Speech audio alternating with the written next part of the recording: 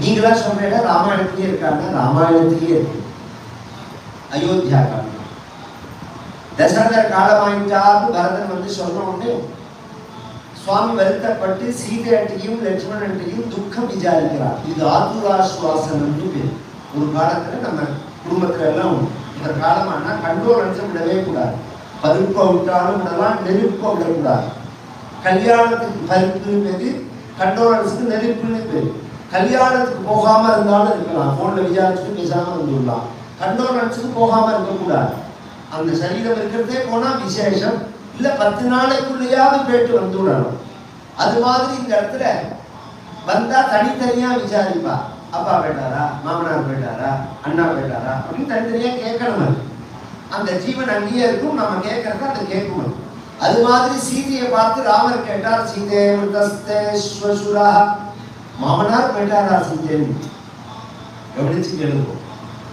சீதைக்கு மாமனார்னு சொல்றது நெருங்கின உறவா, எங்க அப்பா போயிட்டார்னு சொல்றது நெருங்கின உறவா?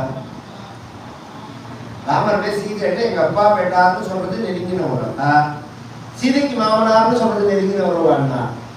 ஏன் அப்படி சொன்னார்னா சீதைக்கு சம்பந்தம் உண்டுங்கிறத காமிக்கணும். சில வைத்தியருக்கு அப்பா போயிட்டார், நாங்க 5 பேர் ஆகணும், 4 பேர் ஆயிட்டோம், போனா நீ எழுதி கொண்டு ஒரே வார்த்தையில நான் எனக்கு அழுது கேட்டான்னா உனக்கு அழகுக்கு சம்பந்தம் உள்ளவங்க சொல்லணும். போனோம் உங்க மாமனார் போயிட்டாரா அப்படின்னு சொல்லணும். பித்ராஹீனோசி லட்சுமணா, லட்சுமணனை பார்த்து சொல்லும் போது சமான துக்கணம், நம்ம அப்பா போயிட்டாருன்னு சொல்லணும். அங்க அப்படி சொல்லல, நீ அப்பா இல்லாத பிள்ளையா போயிட்டேடா லட்சுமணான்னு. அடுத்தது ஆரண்ய காண்டம் வருது. பாவஜேன கிருதஜேன தர்மஜேன லட்சுமண தொயா புத்திரேன சம்பிராப்தோ நசம்ருத்த பிதாமமா. லட்சுமண சுவாமி பார்த்து பார்த்து ராமருக்கு செய்யறதெல்லாம் கவனிச்சுட்டு, ஒரு அப்பா இருந்தா எப்படி பிள்ளைக்கு பார்த்து பார்த்து செய்வாரோ அப்படி செய்யடா லட்சுமணன். எனக்கு எங்க அப்பா இல்லைங்கிற குறையே இல்லடா லட்சுமணன்னா. இதுவாது 2 சொல்றது சாதாரண விஷயம். மூணாவதா சுந்தர காண்டம். நேற்று எனக்கு அந்த டைத்தை ஒரு நிமிஷத்தை தாண்டி கேட்டேன். லட்சுமண சுவாமியை விசாரிச்சார் சீதைன்னு சொன்ன பார்த்தீங்களா, 8 ஸ்லோகத்துல ஒரு வார்த்தை சொல்றாங்க, எதிர்வா ரகவோடைவ விருத்தமாரிய மனுஸ்மரன். எந்த லட்சுமணனை பார்த்தா ராமர் தன் அப்பாவா நினைக்கிறோ அந்த லட்சுமணன் வேணும். அப்ப லட்சுமணன் அப்பாவா வச்சதுனால அவனை சொல்லல. பரதனை ஏன் சொன்னார் அப்படின்னா, கூட பிறந்தத்தினாலெல்லாம் சகோதரனா ஆகிட முடியாது. பொதுவா இன்னென்ன பேர் நல்லவாளா கரெக்டா உள்ளவாளா வைத்து வச்சு பாக்குறாரா இல்ல என்ன சொல்றாரா, அவ நல்லவாளா கெட்டவாளா அப்படிங்கறத நாம எப்ப தெரிஞ்சுக்கலாம்? பரீட்சை இல்லை, அது ஒரு காலம் உண்டு. பிள்ளைய பத்தி எப்ப தெரிஞ்சுக்கலாம்? நம்ம குழந்தைகள் நல்லவாளா கெட்டவாளான்னு எப்ப தெரிஞ்சுக்கலாம்னா, புத்திரகுணாஹ ஸ்வாதந்திரிய, இதெல்லாம் எந்த மதத்திலையுமே சொல்ல மாட்டான். ஆச்சரியமா சொன்ன விஷயம் நம்ம மதம். எப்ப தெரிஞ்சுக்கலாம்னா, அவனுக்கு சுதந்திரம் வந்த பிறகு பாருங்க. அவன் படிக்கிற காலத்துல, ஃபீஸ் கட்டுற காலத்துல அம்மா அம்மா அப்பான்னு நம்ம கையை எதிர்பார்த்துட்டு இருக்கிறதும் பணிவா இருக்கிறதெல்லாம் விஷயம் இல்லை. அவன் படிச்சு முடிச்சு வேலைக்கு போய் சம்பாதிக்க ஆரம்பிச்சு, இனி இந்த அப்பா அம்மா தயவு தேவையில்லைன்னதுக்கு அப்புறமும் எவன் அதே மரியாதையோட இருக்கானோ அவன் தான் உள்ள. இனி இவா தயவு தேவையில்லை அப்படின்றதுக்கு அப்புறம் கொஞ்சம் வயசானாலே எல்லாத்தையும் புரிஞ்சுடுவோம். நல்ல சத்துரம் உனக்கு வயசாயிடுச்சு, தடுமாற்றம் கொடுத்து நீவே எதுவும் பண்ணாது. தாரகுணாக வியாதி வேதனா வசதே. மனைவி எப்ப தெரிஞ்சுக்கலாம்? கை கொத்துக்கு ஷாப்பிங் போற தேவோ, ஊர் சுத்தர தேவோ, ஹோட்டலுக்கு போற தேவோலாம் இல்லை. வியாதி வந்தா பாருங்க. ஒரு வியாதி வந்தா மத்தவா வேணா அண்ணன்டா போகலாம், மனைவி போயிட தூங்க. அந்த மாதிரி கடவுளை விட்டுட்டு போலாமா? ஈருடன் ஓர் உயிர்னு சொல்றதெல்லாம் வெறும் வார்த்தையா? மற்றவா வேணா முகம் சுழிக்கலாம் ஏதாவது செய்யறதுக்கு. கணவனோ மனைவியோ ஒருத்தருக்கு ஒருத்தர் செய்யறதுக்கு முகம் சுழிக்கவே கூடாது. நாம நம்மளுடைய அசுத்தத்தை அலம்பிக்கிறதே முகம் சுழிக்கிறோமா? இல்லையே. நம்ம மனைவி நாம ஒண்ணுதானே, நம்ம கணவனும் நாம ஒண்ணுதானே, இந்த எண்ணம் இருக்கணும். அது போல சகோதரனை எப்ப தெரிஞ்சுக்கலாம்னா, ராதுகுணாக தாய விதம். சொத்து பிரிக்கிறதே பாருங்க. முன்னாடி அப்பா இருக்கிறதே கட்டின்னு பெறன்றதெல்லாம் விஷயம் இல்லை. அப்பா போன உடனே வெறும் பாருங்க ஒரு சண்டை சொல்லி பிடிக்கிறதுக்கு ஊரே அமக்கலப்படும். இதுல என்னன்னா பெரிய ப்ராப்பர்ட்டியா இருந்து சண்டை போட்டா கூட நியாயம்லாம். ஆத்துல ஒரு ரொம்ப பிராச்சீனமான ஓல்டு கிராக் ஒன்று இருக்கும், வெடிகாரம். அதுக்கு சண்டை நடக்கும். இந்த வெடிகாரத்தை நான் தான் எடுப்பேன்மா, இந்த வெடிகாரத்தை நான் தான் எடுப்பேன்மா. யாராவது ஒருத்தர் தானே எடுத்துக்கலாம், ஒருத்தர் விட்டுக்கோங்க, ஒருத்தர் விட்டு கொடுக்கணும். இல்லை ஏதாவது பணம் கொடுக்கணும்னா தம்பி விட்டு கொடுக்க மாட்டான், எடுத்துக்கவும் மாட்டான். ஏண்டான்னா எனக்கு பணம் இருக்குமே, யாராவது பணம் கொடுப்பாளான்னா சரி நீ எடுத்துக்கோ, நான் எடுத்துக்க மாட்டேன். சரி எனக்கு விட்டு கொடு, நான் பணம் தரேன், நீ என்ன கேட்கறியோ அதை கொடுக்குறேன், இல்ல முழு வேல்யூ கேட்டாலும் கொடுக்குறேன் அப்படின்னா நீ இன்னைக்கு பணம் கொடுத்துருவ. அதை நான் தம்பி சொல்றத கேட்கணும், அப்பதான் உங்களுக்கு புரியும். நான் வாங்கின்னு போயிடுவேன், அந்த பணம் நாளைக்கு செலவழிச்சு போயிடும். நாளை வந்தானா உங்க ஆத்துக்குள்ள வரதே அந்த ஹால்ல டக்கு டக்கு டக்குன்னு போயிட்டு வரதே என் ஹிருதயமே ஆடுற மாதிரி இருக்கும். எல்லாரும் அல்ப புத்தி, அல்ப புத்தி. இப்படி உள்ள உலகத்துல தாயுரை கொண்டு தாதை உதவிய தரணி தன்னை தீவினை எண்ணணித்து சிந்தனை முகத்தில் தேக்கி போய் நோய் என்ற போது புகழ் நோய் தன்மை கண்டால் 1000 ராமர் நின்கேள் ஆவரோ தெரியுதம்மான். அரச குடும்பத்துல மூத்த மகனாக பிறந்தால் அன்றி கிடைக்காத ராஜ்யம். ராஜ குடும்பத்துல மூத்த பையனா பிறக்கணும், ஒரு சாதாரண குடும்பத்துல கடைசி பையனா பிறக்கணும். ஏன்னா ராஜ குடும்பத்துல மூத்த பையனா பிறந்தாதான் பட்டாபிஷேகம் நடக்கும். சாதாரண குடும்பத்துல மூத்த பையனா பிறந்துட்டா என்ன ஆயிடும்னா எல்லா பொறுப்பையும் அந்த இடையில வந்து விடிஞ்சிடும். எல்லாத்தையும் செஞ்சு முடிச்சு அப்பாடாக கூட சட்சத்து கொடுத்து வந்துடும். அப்பதான் கடைசி பையனே கிளம்புவான். கோவில் கால மாதிரி ஒரு பிரச்சனை இருக்காது, ஒரு சொன்ன இருக்காது. இவன் சம்பாதிச்சதெல்லாம் அப்பாட்ட கொடுத்து அதுக்கப்புறம் ஆத்துக்கு போட்டு காரியங்கள்லாம் செஞ்சு எல்லாத்தையும் செஞ்சு முடிச்சதுக்கு அப்புறம் அந்த குடும்பமே அப்பா காலத்துக்கு அப்புறம் கேட்கும், அந்த அண்ணாவை பார்த்து நீ என்ன செஞ்சேன்னு, இந்த குடும்பத்துக்கு நீ என்ன செஞ்ச, என்ன பெருசா செஞ்சுட்ட அப்படின்னு கேட்கும். நம்ம மனுஸ்மிருதி என்ன தெரியுமோ சொல்றது, இது மாதிரி பெரும்பாலான காலம் அப்பாவோடையே போறது பத்தியா மூத்த பையனுக்கு. அதனால சொத்து பிரிக்கிறதே ஜேஷ்ட பாகம்னு 2ஆ தான் அவனுக்கு கொடுக்கணும்னு. மற்றவாளுக்கெல்லாம் ஒரு பாகம் தான் எடுத்துக்கணும், மூத்த அண்ணாவுக்கு மட்டும் 2 பாகம் கொடுக்கணும். ஏன் 2 பாகம் கொடுக்கணும்னா பெரும்பாலான காலமும் அந்த குடும்பத்திலேயே செலவழிச்சிருப்பான் அப்படிங்கிறதுனால. கடைசி பிள்ளையா இருந்தா ஒரு வேலையுமே அவனுக்கு இருக்காது. ராஜ குடும்பத்துல கடைசி பிள்ளையா இருந்தா ஜீவனாம்சம் தான், ராஜாவா ஆக முடியாது. இப்ப பரதன் மூத்த பையன் இல்லை, அதனால இவன் ராஜாவா ஆக முடியாது. இவன் விரும்பாம, இவன் சொல்லி வைக்காம, இவன் அம்மா கேட்டு இவன் அப்பா கொடுத்த ராஜ்யம், அதுவும் பர்மனண்டா இல்ல 14 வருஷம் தான். அந்த ராஜ்யத்தை சந்தோஷமா ஏத்துக்காம தீவினை எண்ணணித்து. இப்ப நான் கதை சொல்லிட்டே இருக்கேன். இந்த பரதன் ராஜ்யத்தை எப்படி உதறினான்னு ஒரு திருஷ்டாந்தத்துக்காக சொல்றேன். தீட்சிதர் உங்களோட இந்த துண்டுல ஒரு தேல் இருக்கு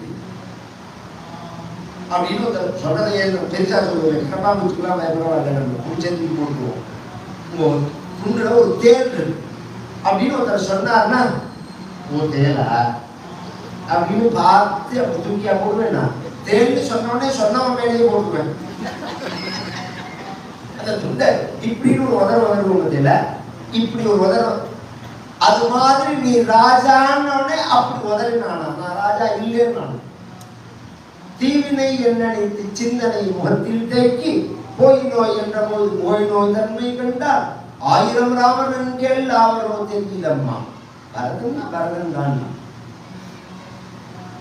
ரசர்வே பிராதரஸ்தாக பவந்தி பரதோபமா மத்விதாவா பிதுர்புத்ரா. புள்ளேன்னா நான் தாண்டா புள்ளேன்னா ராமர். இப்ப தன்னை பத்தி சொல்லிட்டார் ராமர்னா. இவருக்கு 2 விஷயம் சொல்லிக்கிறார். தன்னை பத்தி சொல்லிக்க கூடாதுன்னு பொது தர்மம் இருந்தாலும் சொல்லிக்க வேண்டிய இடத்துல சொல்லணும். இன்டர்வியூல போய் உட்காந்துருக்கான், நீ என்ன படிச்சிருக்க, என்ன பண்ணுவேன்னு கேட்டா உப்பு இல்லாம கலங்கஞ்சி குடிப்பேன்னு சொன்னாதான் அவனுக்கு வேலை கொடுப்பனே தவிர, எனக்கு அதெல்லாம் இனிமேதான் கற்றுக்க போறேன்னா போயிட்டு பார்த்துக்குமா. நீ பார்த்து பார்த்தா பாஸ் பண்ணதெல்லாம் சேர்த்து வச்சு சொல்ல வேண்டாம். அவங்க எனக்கு ஒண்ணும் தெரியாதுன்னா எப்படி வேலை கொடுப்பான். தன்னை பத்தி சொல்லிக்க வேண்டிய இடத்துல சொல்லிதான் ஆகணும். மூணாவது, ராமருக்கு தன்னை சொல்லிக்கணுங்கிற எண்ணம் கிடையாது. வேற யாராவது இருந்திருந்தா அவரை சொல்லலாம். ராமர் காலத்துல ராமர் மாதிரி ஒரு பிள்ளை இல்லை, அதனால ராமர் தன்னை சொல்லிட்டாருங்கிற விஷயம் இல்லை. இன்னி பர்யந்தமே ராமர் மாதிரி ஒரு பிள்ளை கிடையாது. ராமர் மாதிரி ஒரு பிள்ளையை ராமன் சொல்ல முடியுமா? முடியாது. அதனால தன்னை சொல்லிட்டார். ஸ்நேகிதன்னா நீந்தான் ஸ்நேகிதன், பவதோவா சுருத்தி சொல்லிட்டு சுக்ரீவான்னா எனக்கு ஒரு விரதம் இருக்கு. என்ன விரதம் அப்படின்னா, சக்ருதேவ பிரபன்னாய தவாஸ்மீதி ச யாச்சதே அபயம் சர்வபூதேப்யஹ ததாம்யேதத் விரதம் மம. ஒருத்தர் ஒரு தடவை என்னை பார்த்து இப்படி கையை கூப்பி நமஸ்காரம்னு சொல்லிட்டா, அவன் நல்லவனா கெட்டவனா, பாவியா புண்ணியாத்மாவா, படிச்சவனா படிக்காதவனா, பணக்காரனா ஏழையா, எதையுமே நான் பார்க்க முடியும். அவன் என்ன ஜாதி, என்ன குலம், என்ன கோத்திரம் எதுவுமே என்ன நமஸ்காரம் அப்படின்னு சொல்லிட்டு அவனை நான் கைவிட மாட்டேன். ராமா நான் உன்னை சேர்ந்தவன் சொன்னா போதும், அவனை கை சர்வபூதேபியா மோட்ச பர்யந்தம்னு அர்த்தம். இங்க தற்காலிகமா அவனுக்கு அபய பிரதானம் இல்லை, அவனுக்கு மோட்சம் கொடுக்கிற அப்படின்னு அவனை கைவிட மாட்டேன். அதனாலதான் அன்னவர் தலைவருக்கே சரண் நாங்களே.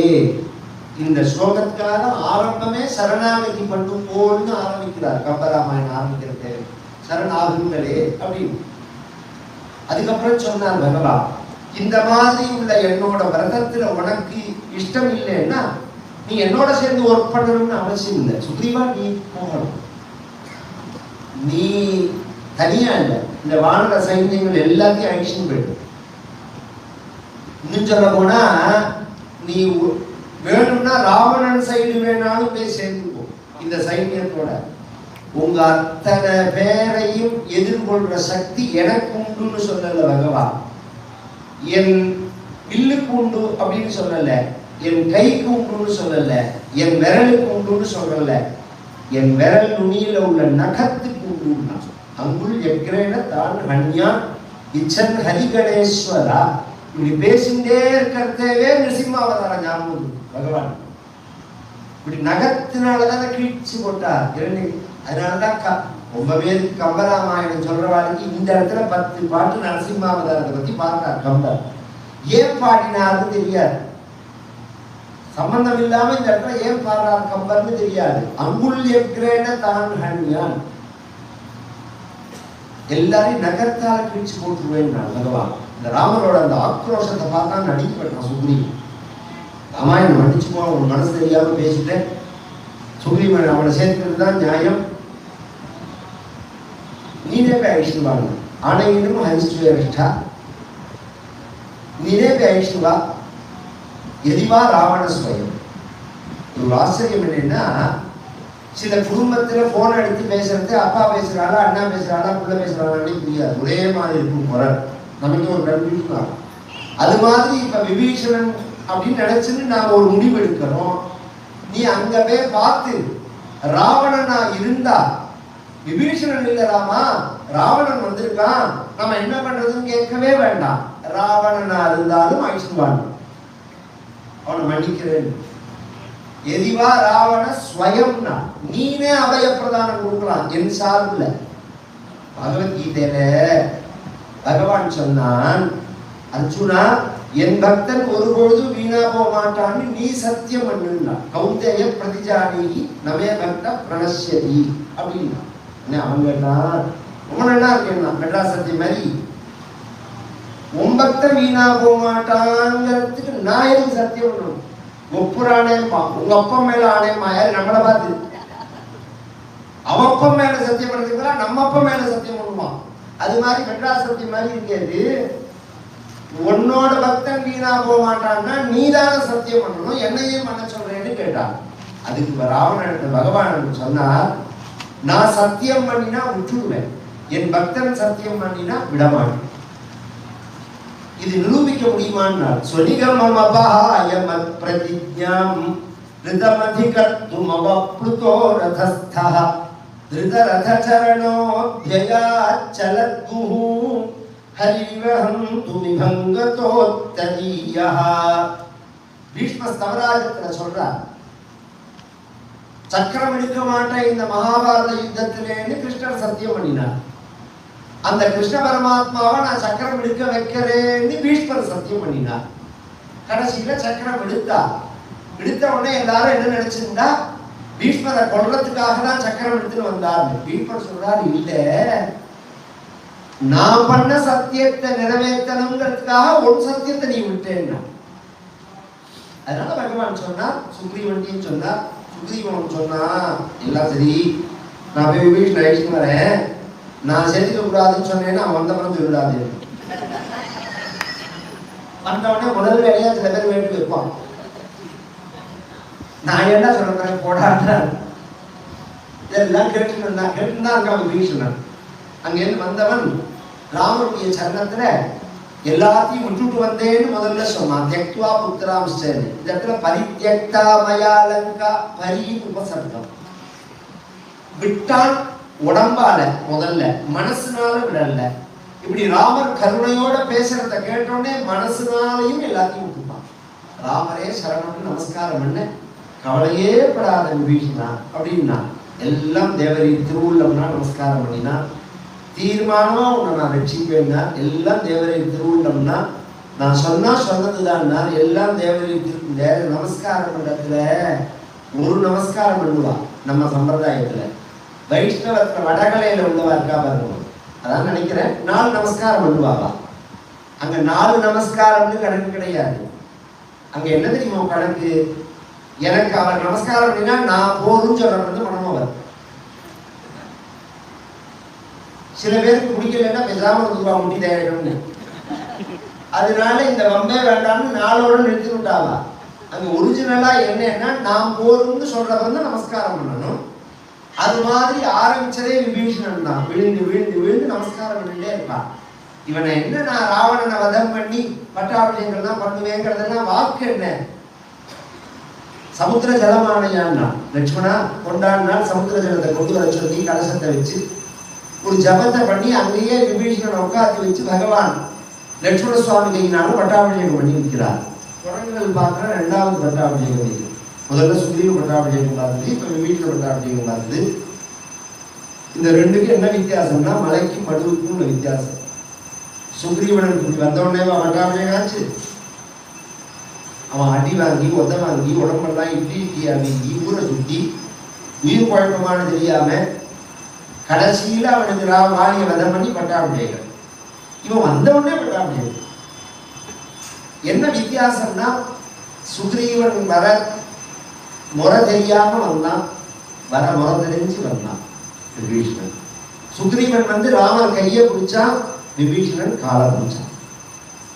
பட்டாபிஷேகம் பண்ண அங்கேருந்து சமுத்திரத்துல தானே இருக்கா, மேல சமுத்திரத்தை எடுத்து தாண்டலாம்னு உடனே சமுத்திரத்தை சரணாகதி பண்ணணும்னு விபீஷணன் சொல்ல, சமுத்திரராஜனை சரணாகதி பண்ணின இடம் தான் தர்பசயனம்ங்கிறது.